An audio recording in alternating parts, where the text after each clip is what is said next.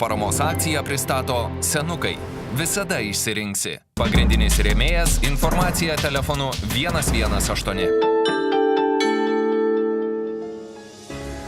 Ačiū už šviesesnę senatvę, už slaugą, už duoną kasdieninę. Vargstantys senoliai šiais žodžiais kasdien pasitinka ir išlydi Maltos ordino tarnybos savanorius 24 Lietuvos miestuose bei miesteliuose.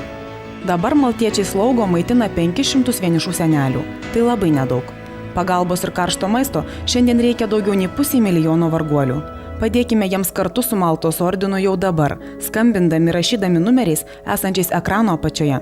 Dabar, kai gavau šildymą, tai įsigandau, kažin ar man pensijos bus gana. O jau kaip žiemą, tai nežinau, kad bus. Vilnietė Antanina, kaip ir daugelis kitų, kuriems reikia maltiečių pagalbos, nenori kalba apie senatvėje užklupusius vargus. Niekad neverkiu, nebent akis ašaroja, bet ne, ašaros eina. Taip aš neverkiu, ko man aš galvoju verkti dabar. Vos pusė lūpų užsimena, kad ligotos akis, neklusnios kojos nedidžiausia bėda. Kad labiausiai skauda dėl vienturtės dukros retai te aplankančios vienišą motiną. Čia pikta mano ta dukra. Visą gyvenimą kartu su vyru Antanina dirbo operos ir baleto teatre. Vyras orkestro muzikantas, jie administracijoje. Mintinai mokėjo visus spektaklius, pažinojo visus artistus. Po vyro mirties liko vienutėlė, su prisiminimais apie laimingas dienas, kada, kaip ir mes dabar, dirbo, mylėjo ir apie senatvę net negalvojo. Tai pasakė daug kartų jis mane, kad myli, kad aš jam graži labai buvau. Jis labai sąžiningai viską.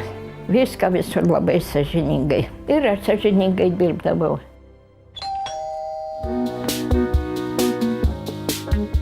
Diena. Šitą dovaną jums. Ačiū. Maltos ordinu. Ačiū. Žinot, man tas Maltos ordinas, tai, kaip sako, vien malonumas.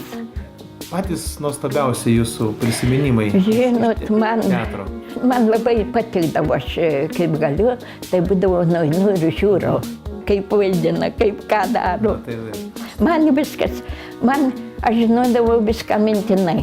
Aš kai dabar kartais sapnuoju net, kad aš dirbu teatre. Visą laiką.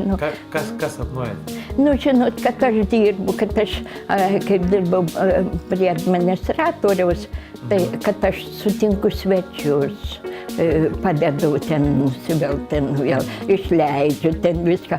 Arba visokių tokių dalykų. Kiekvienas skambutis ar žinutė ekrane matomais numeriais tai dar viena šiltos sriubos lėkštė artimųjų pamirštiems žmonėms. Jų tikrai yra kiekvieno kaiminystėje. Šiandien jiems ypač reikia jūsų paramos, jūsų pagalbos, kad Maltos ordino verdama sriuba pasiektų dar daugiau alkstančių senelių. Juk negali žinoti, koks bus mūsų pačių gyvenimo saulėlydis.